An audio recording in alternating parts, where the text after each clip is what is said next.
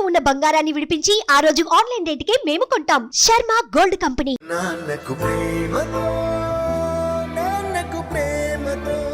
Hi hello welcome to Suman TV. నేను మీ Roshan and welcome to my show Nannaku ప్రేమతో.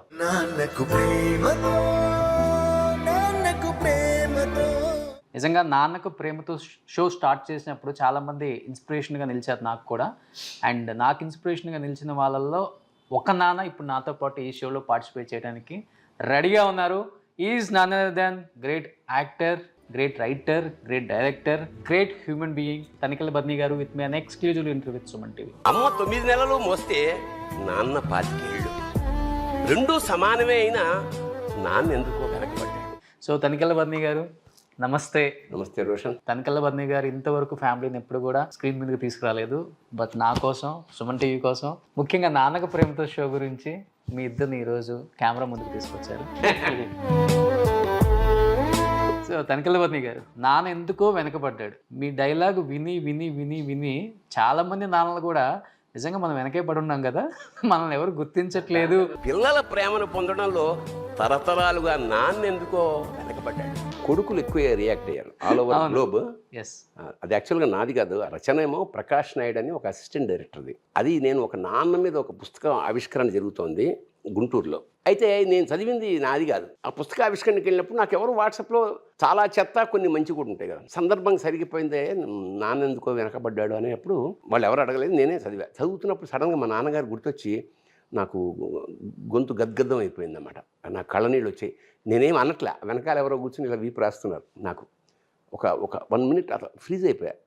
అంటే ఎమోషన్ వల్ల ఏమిటంటే ఈ పొయిట్రీలో ఉన్న భావం, నా ఎమోషన్ రెండు యాడ్ అయ్యి ఇంకా నెక్స్ట్ ఎవరు తీశారో కూడా తెలియదు నాకు. ఇక ప్రపంచవ్యాప్తంగా న్యూజిలాండ్ నుంచి, అక్కడి నుంచి, ఇక్కడి నుంచి, అంటే కొడుకులు అందరూ ఫోన్ చేశారు. కొంతమంది అయితే మేము వెంటనే ఫోన్ చేసి మా నాన్నతో మాట్లాడడం, కొంతమంది నాన్నను చూడడానికి మేము విదేశాల నుంచి వచ్చేసాం ఇట్లా. సో అది చాలా మంచి కవిత, అతనికి మంచి భవిష్యత్తు ఉంది. అది అంచేత కర్తృత్వం నాది. వెంటనే నాదనుకుని చాలామంది అబ్బా ఎంత బాగా రాసావు అంటే నాది కాదు నేను అని అతన్ని పిలిచి నేను సత్కారం చేసి ఇక్కడే ఓ శాలువా కప్పి మీడియా పరంగా మీడియా ముందు చెప్పా, ఇతను రాసింది, అతని పేరు ప్రకాష్. అది దీని నేపథ్యం.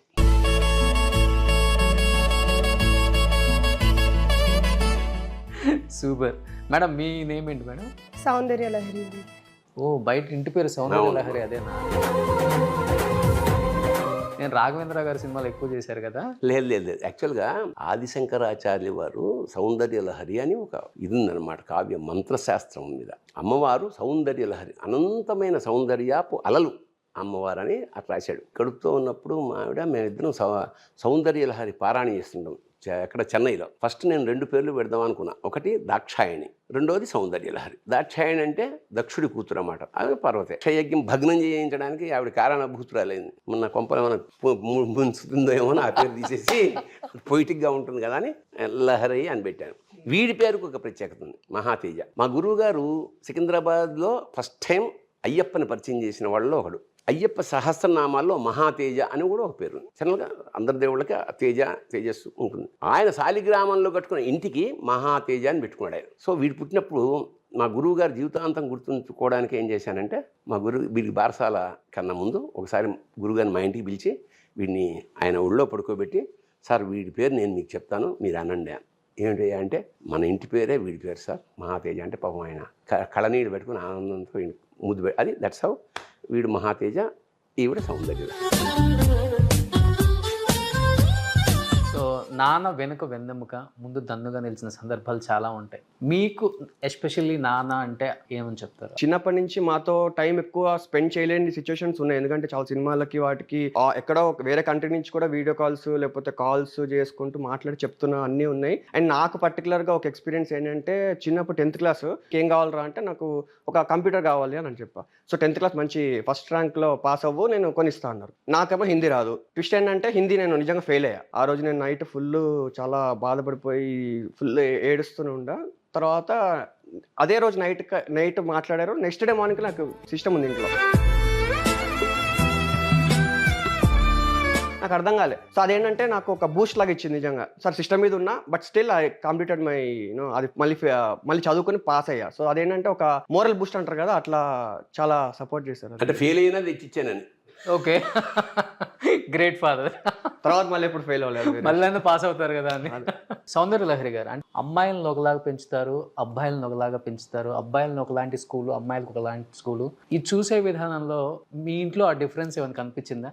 ఎక్కువ నన్ను ఇంకా చూస్తారు అలా అనుకుంటే. అలాంటి డిఫరెన్స్ ఎప్పుడు లేదు. బట్ చిన్నప్పటి నుంచి నాన్న బాగా మిస్ అయ్యి ఉంటారు, ఎందుకంటే చాలా బిజీ యాక్టర్. ఈ టైంలో నాన్న నా పక్కన ఉంటే బాగుండు అని ఏడ్చిన సందర్భాలు ఉన్నాయా మీ లైఫ్లో? అలా ఏడ్చిన సందర్భాలు అయితే లేవు, ఎందుకంటే మాక్సిమం ఉండకపోయినా అన్నిటికీ అటెండ్ అయ్యేవారు.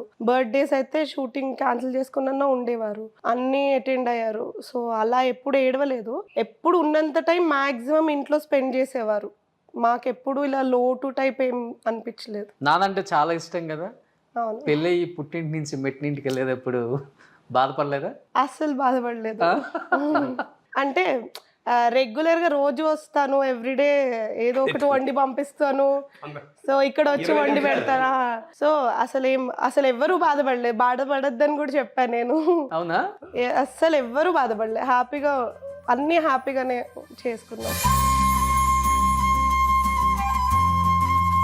మీరు ఎప్పుడన్నా ఫీల్ అవుతారా సార్, కూతురికి అటాచ్మెంట్ ఎక్కువ ఉంటుంది ఫాదర్తో? ఇది చిన్నప్పుడు కృష్ణాలు తాగేసింది.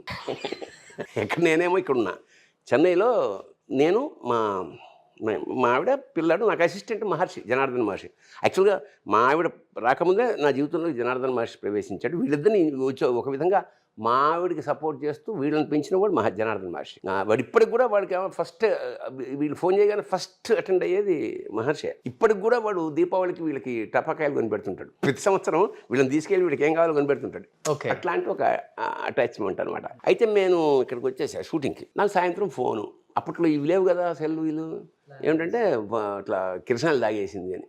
నేను ఇమ్మీడియట్గా ఈవినింగ్ ఫ్లైట్కి వెళ్ళాలంటే అక్కడ ఏం జరిగిందంటే, ఏదో ఆడుకుంటూ తాగేసింది కదా, ఇవి కంగారు పడి అటు ఇటు పరిగెడుతుంటే ప్రణవానందన్ అసిస్టెంట్ అయ్యేట్టున్నాడు, ఈవి సత్యాన్ గారు. అతను ఇలా నడుచుకుంటూ వెళ్తుంటే చూసేట. పాపం అతను సపోర్ట్ తీసుకెళ్ళి అది హాస్పిటల్ అయితే వామిటింగ్ ఏదో చేశారు. ఎంతైనా మన నేను ఇక్కడ ఉన్నా కానీ నాకు టెన్షన్. ఏదో 2 ఏళ్ళ 3 ఏళ్ళు నాకు 2 years. అప్పుడు ఇక్కడి నుంచి వెళ్ళాలంటే evening flight. Kranthi Kumar director ఉన్నాడు కదా, ఆయన నా కంగారు చూసి, అంటే నాకు అంతకుముందు ఆయనతో పరిచయం బాగా, ఏంటి కంగారు, అదే సార్ టికెట్ లేదంటే ఓపెన్ చేయనాటి. అప్పట్లో ఒకళ్ళ టికెట్ మీద ఒకళ్ళు వెళ్ళే ఫెసిలిటీ వెళ్ళొచ్చు అప్పుడు ఇప్పుడు లేదు. అప్పుడు అంటే పెద్ద పేరున్నా పెద్ద పట్టించుకునేవాడు కాదు. క్రాంతి కుమార్ గారు నాకు టికెట్ ఇచ్చేస్తే వెళ్ళి అప్పటికి వచ్చే, అంటే it's not very serious thing, but మనకు తెలియదు కదా కృష్ణాలు తాగితే ఏమవుతుంది, చిన్నపిల్ల 2 ఏళ్ల పిల్ల కదా, టెన్షన్ పడి ఆ వార్త అందినప్పటి నుంచి చూసే వరకు టెన్షన్ కదా.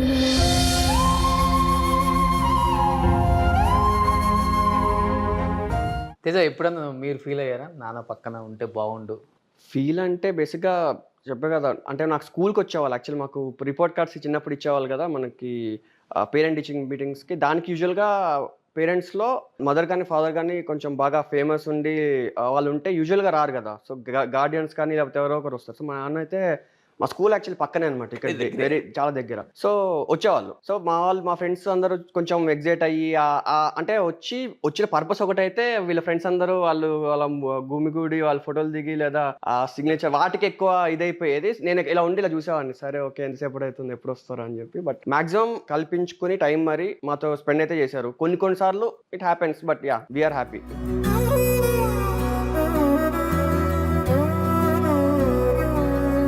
తేజ అండ్ సౌందర్య లహరి, నాన్న మీకోసం ఊహ తెలియనప్పటి నుంచి ఇప్పుడు వరకు చాలా సాక్రిఫైస్లు చేశారు. 2 స్టోరీలు వింటేనే నాకు అర్థమైపోయింది నాన్న మిమ్మల్ని ఎక్కడ పెట్టుకున్నారో ఇప్పటికి కూడా. అలా మీరు నాన్న కోసం చేసిన సాక్రిఫైస్ ఏమైనా ఉన్నాయా లైఫ్లో? నేను మేజర్గా చెప్పాలంటే, మేము ఫారెన్ వెళ్ళి అక్కడ ఉండలేదు. నాన్న వాళ్ళతోనే మా అబ్బాయి పుట్టిన తర్వాత వాడితో చాలా కనెక్ట్ అయిపోయారు, మీరు చూసుంటారు. సో అది నాకు చాలా గ్రేట్ ఎక్స్పీరియన్స్. వాళ్ళు ఎంజాయ్ చేస్తున్నప్పుడు నేను ఎప్పుడు ఫోటోలు తీస్తుంటాం, పోస్ట్ చేస్తుంటాం. సో అది నాకు చాలా బ్యూటిఫుల్ ఎక్స్పీరియన్స్ అనమాట. సో వీళ్ళతోనే ఉండడం.